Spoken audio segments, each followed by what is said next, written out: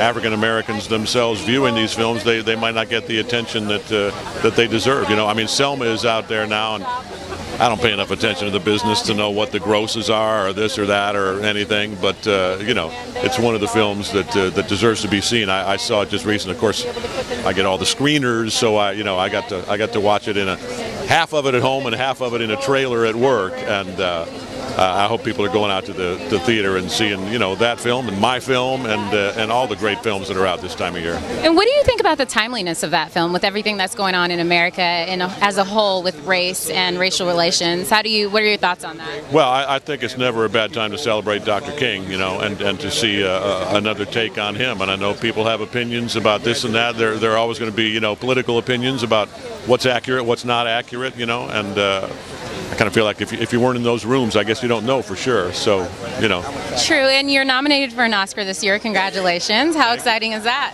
That's great. I mean, it's a first for me. I know I don't look like a rookie, but I'm a kind of a rookie on the red carpet, so it's a beautiful thing. And what do you think, or what are the tips you would give, or what do you think about remaining relevant in Hollywood, since you're talking about not being a rookie, and what do you think, the importance of that is? For me, it's just trying to do good work every time out, trying to do your thing and trying to not be a pain in the butt while you're doing it, I mean, that counts a lot.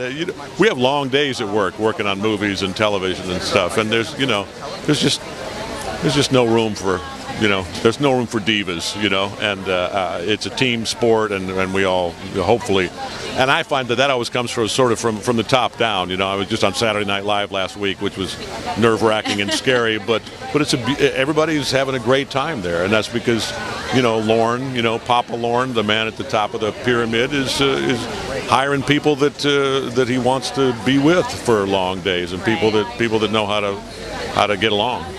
Well, thank you so much, and good luck at the Oscars. We appreciate your interview. Thank you much.